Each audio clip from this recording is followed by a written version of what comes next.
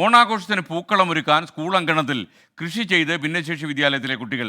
കൃഷിയിലൂടെ ഭിന്നശേഷിക്കാരായ കുട്ടികളെ സമൂഹത്തിൻ്റെ മുഖ്യധാരയിലേക്ക് കൊണ്ടുവരികയാണ് അധ്യാപകരുടെ ലക്ഷ്യം.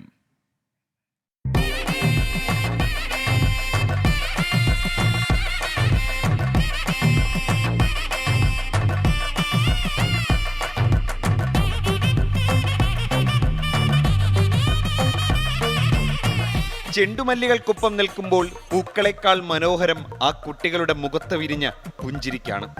അവരുടെ മാസങ്ങളുടെ അധ്വാനമാണ് മഞ്ഞയും ചുവന്നും തളിർത്തു നിൽക്കുന്നത്. ഭിന്നശേഷിയുള്ളവർക്കായി ഉറിയാക്കോട് പൂമലയിൽ പ്രവർത്തിക്കുന്ന സൗഹൃദ വിദ്യാലയത്തിലെ കുട്ടികളും അവരുടെ അധ്യാപകരും ചേർന്നാണ് ആദ്യമായി പൂക്കൃഷി ചെയ്യുന്നത്.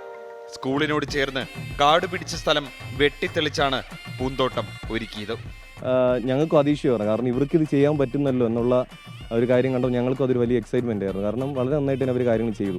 ഞങ്ങൾ പറഞ്ഞു കൊടുത്തത് മാത്രമേ ഉള്ളൂ. പിന്നെ നമ്മളൊരു ഗൈഡൻസ് കൊടുക്കാറുണ്ട്. ഇപ്പം ഞാനുണ്ട്, ടീച്ചറുണ്ട്, പിന്നെ മറ്റ് ടീച്ചേഴ്സുണ്ട്. അപ്പോൾ നമ്മൾ ഗൈഡൻസ് കൊടുക്കും, ഒരു കാര്യം ഇങ്ങനെയാണ് ചെയ്യേണ്ടതെന്ന് പറഞ്ഞു കൊടുക്കും. ചിലപ്പോൾ ഒരു പ്രാവശ്യം പറഞ്ഞ് അവർക്ക് മനസ്സിലാവണമെന്നില്ല, വീണ്ടും വീണ്ടും പറയും. അപ്പോൾ അത് കേട്ട് അവർ കാര്യങ്ങൾ ചെയ്യും. കൃഷിഭവൻ നൽകിയ 300 തൈകളാണ് നട്ടത്. പരിചയക്കുറവ് കാരണം ചിലതൊക്കെ വാടിപ്പോയെങ്കിലും കുട്ടികൾ രാവിലെയും വൈകിട്ടും നനച്ചും പരിപാലിച്ചും ചെടികളെ വളർത്തി. അപ്പം രാവിലെ കുഞ്ഞുങ്ങൾ സ്കൂളിൽ വന്നിട്ട് അവരിങ്ങോട്ട് ചോദിക്കും, ഞങ്ങൾ വെള്ളം ഒഴിക്കാൻ കയറിക്കോട്ടെ, കള പറിക്കാൻ പൊയ്ക്കോട്ടെ എന്ന് അവരിങ്ങോട്ട് ചോദിക്കും. അപ്പോൾ അവർക്ക് അതൊരു സന്തോഷമാണെന്നുള്ള തെളിവല്ലേ. അപ്പോൾ അവർ ഹാപ്പിയാണ്. ഒത്തിരി മാറ്റമുണ്ട്. പ്രത്യേകിച്ച് സിവിയറായിട്ടുള്ള കുട്ടികൾ, അവർക്ക് ഈ പൂക്കൾ കാണുമ്പോൾ പൂന്തോട്ടത്തിൽ പോകുമ്പോൾ അവർക്കുണ്ടാകുന്നൊരു മാറ്റം, അത് നമുക്ക് വിശ്വസിക്കാൻ പറ്റില്ല. അങ്ങനെ ഒരു മാറ്റമുണ്ട്. ക്ലാസ്സിൽ ഇരിക്കുമ്പോൾ അവർ വേറൊരു മൂഡാണ്. പുറത്ത് ഈ പൂന്തോട്ടത്തിൽ കൊണ്ടുവരുമ്പോൾ കുറച്ചും കൂടി അവർ ഹാപ്പി റിലാക്സ്ഡും ആണ്.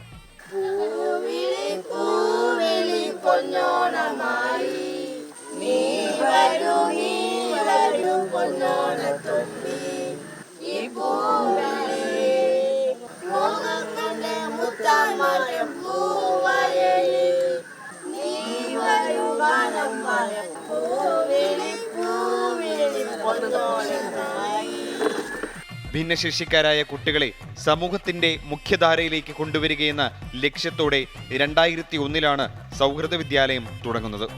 ലളിതകുമാരിയും മകൻ ജോയിയുമാണ് സ്കൂളിന്റെ ചുമതല വഹിക്കുന്നത്. വയനാട് ദുരന്തത്തിൽപ്പെട്ടവരെ സഹായിക്കാൻ കുട്ടികൾ നിർമ്മിച്ച കരകൗശല ഉപകരണങ്ങൾ വിറ്റും ഇവർ പണം സമാഹരിക്കുന്നുണ്ട്.